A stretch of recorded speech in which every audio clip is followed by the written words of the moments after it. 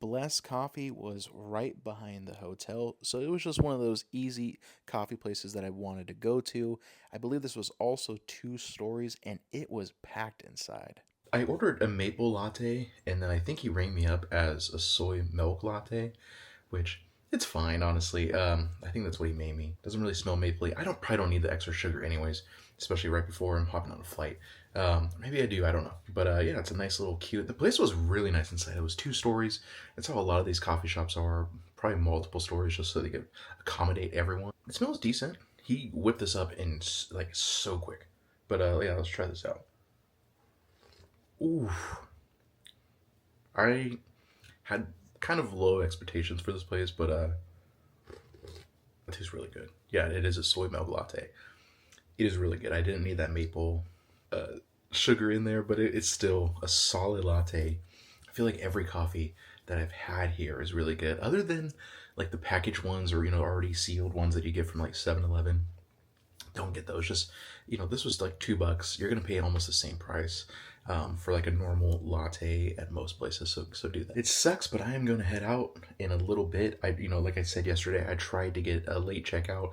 They gave me until noon. That was just because of my membership or a member here. So I think it takes about half an hour to get or so to the airport. So I'll probably be there at least by 1. So I'll still have like 6 hours before my flight. But yeah, I just want to touch base on this hotel. So this is LYF, maybe it's a Lyft Hotel in Ginza. You could join the ASR, which is their reward system, which I did for free. So do that. You'll get like 20% off right off the bat, and you actually save a lot of money if you're going to book a lot of these hotels anyways. So you might as well do it. I think this area was perfect. It's right next to Tokyo Station if you want to hop on the trains. It's by Ginza. You can walk to Akihabara. It's not that far from Shibuya, Harajuku, literally anything in Tokyo, you're going to be fine. I know I mentioned this bed was hard. It was pretty hard, but I still slept very well in there. The pillow, I could have used another one. But overall, I think this room is really good. This is the studio for one person. You can maybe fit 2 people if you packed very lightly, like myself, who basically just had a backpack. They do have other rooms available for actually like families that are slightly bigger. I mean, this I think is only like 100 square feet, or maybe slightly more than that, so it's not much. But yeah, I think this hotel was good, and everyone was super nice, and there's just so much to do in this area, so I would highly recommend this one. I've also stayed at the Daiwa right down the street, which is I would say is slightly better than this. And then the courtyard right across from there is top tier, but that's also pretty expensive. It's been a long 3.5, 4 days or whatever it's been. It sucks to leave. I feel like I've just had such a great time here. We're gonna head to the airport. I'll probably have some sushi there that I've had, a few months ago. And then maybe walk around. I might just stare at the planes coming in. I don't know. It's gonna be a long, long 6 hours. Let's see what else my last day brings. I realized I never showed the actual LYF lobby.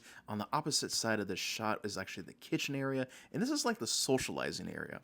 I want to give a huge shout out to my driver from Tokyo to Haneda Airport. He slowed down so I could get a photo of Mount Fuji, and it was a beautiful day. He actually lived in America for about 10 years, and now he's back in Japan. We talk on a regular basis, and he's a great guy. Can't wait to go back to Japan and visit him. But we are back here at Haneda Airport. There is one level that is just basically all restaurants and shops. We are going to go all the way to the top for the sky deck so we can actually look at some airplanes. But first, I have to stop at the very small Don Quixote because I wanted some more of those matcha Kit Kat bars. This isn't a huge store, but you can get some random souvenirs right before you catch your flight. There's also a Pop Mart right here as well. So if you want some goodies, highly recommend it. I should also mention on the very first floor, you could actually check in your bags in like a little locker area so we don't have to carry them around this entire time. It was a pretty windy day here, especially on this observation deck. And there was actually a lot of kids here too, because I think they're actually doing a field trip. But it was a beautiful day regardless of everything. It is so fun. On the right side, you had a lot of people taking photos. It looked like they were actually looking at the flight patterns of all the planes coming in, and they knew exactly what was coming in. They were just snapping photos. But I spent a long time out here, probably about an hour and a half, just soaking up my final minutes, taking in the fresh air, and some of that gasoline smell as well. and just watch the airplanes come in. It was kind of soothing, to be honest. Right downstairs from the observation deck is the level of shops and restaurants. Actually 2 stories of this, and there is a good amount of restaurants to choose from, whether you're craving ramen, maybe noodles, sushi, chicken, whatever it might be, you're going to find it here. They also have a bunch of last minute shops and gifts to buy here as well. So if you want like a camera or electronics, they have that. If you want some random knickknacks, they also have that as well, or clothes and shirts and everything. Most of this is tax free. I don't know if that's going to change by next year, but it is a good little place to do your last minute shopping. Some of these restaurants had a wait, but majority of the restaurants you could kind of just walk right in. And again, I highly recommend using the lockers downstairs so you don't have to carry your bags into all these restaurants. You might as well just use those lockers. There's really no need to walk around with your backpack or your suitcase. It also does clutter up these restaurants that are also very, very small. This Japan store was so cool. They had a lot of, Tokyo and Japan only merchandise, which I thought was super cool. I ended up getting a bag from there. I've worked up an appetite, and I've been craving this 24/7 sushi spot that I had a few months prior.